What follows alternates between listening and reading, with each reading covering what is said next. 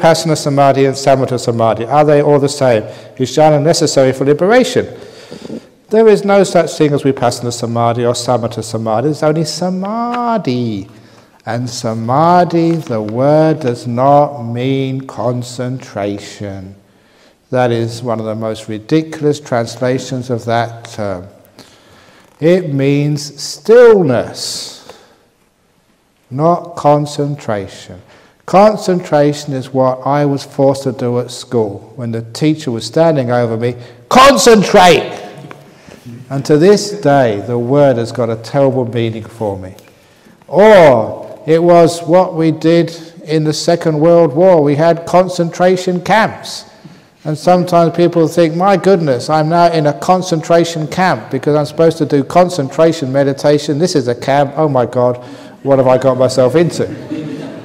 This is not a concentration camp. This is a stillness. It's a happy camp. It is much more like Club Med than a concentration camp. It is Club Med. And what do I mean by that? Club meditation, serpentine. So, what samadhi means stillness. And you know that last range retreat, one of the people who was staying here for the 3 months range retreat, which finished recently, a Chinese girl, she told me afterwards, that's amazing that you keep calling this stillness, because she's read the equivalent of the Pali Sutras, that's called the Agamas in Chinese. So whenever they mention the word samadhi, they never use Chinese words, even remotely similar to concentration. It's the two symbols, and I probably got the pronunciation wrong. It's shu and guan. Shu means still, guan as in, or guan yin, means looking over, looking on.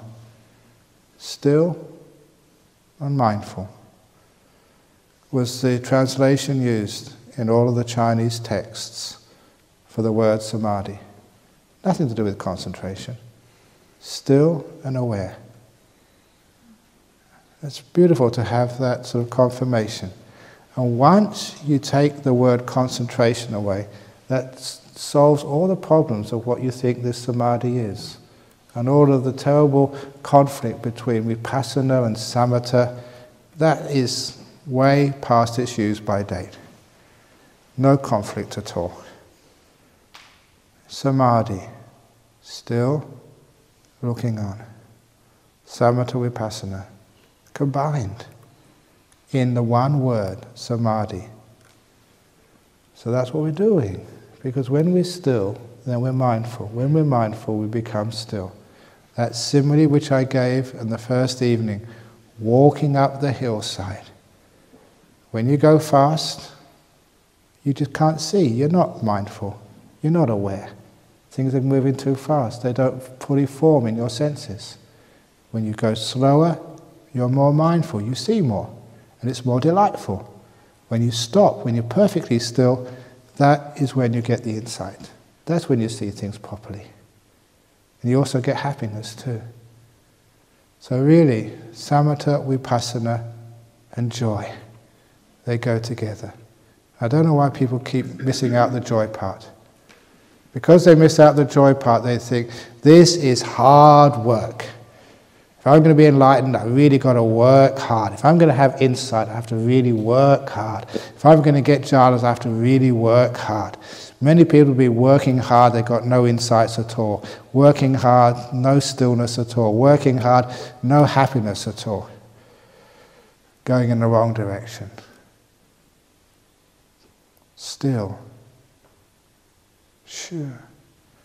Maybe that's where we get the English word from. Shh. Be still. I know, is that true? I don't know. Any linguists here? Probably not. And guan, just looking on. It's a beautiful word. Now you know what meditation is. Be still, just look on. That's samadhi. So that's vipassana samadhi, samatha samadhi. Samadhi is both. And also sukha samadhi, happiness as well. So if you've think you have samadhi, but you haven't got a smile on your face, I'm sorry, that's not samadhi. You may be concentrating, You may be on the outside still. Just like those guards outside Buckingham Palace, they're so still. But do you think they're going to get in line? Do you think they're in jhana? No way, that's total force, total control. That's not the way to meditate, not like a guard on Buckingham Palace. The way to be still is to be totally relaxed, still and just looking on, and happy. That's actually the way. And jhana necessary for liberation? Of course it is. There is an eightfold path. The last factor of the eightfold path is samma samadhi, samma stillness. And that is always, every time, without exception, hundreds of times, in the sutras, the word of the Buddha described as 1, 2, 3, 4 jhanas, and nothing else. Just jhanas. If the jhanas weren't necessary, the Buddha, in his great wisdom and compassion, would have taught us a sevenfold path. But he said an eightfold path, because every one of those factors is absolutely necessary for enlightenment. Jhanas is as necessary as your precepts.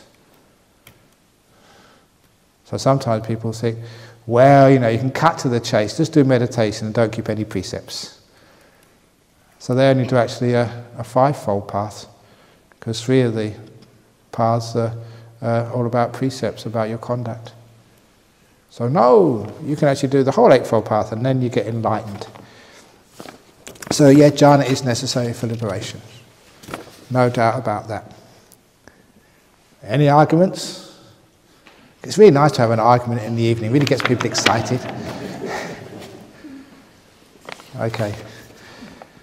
And if you doubt that, I'll show you the text which, from the word of the Buddha, where it says that specifically, without any shadow of a doubt. When I'm tired doing meditation, bad thoughts come.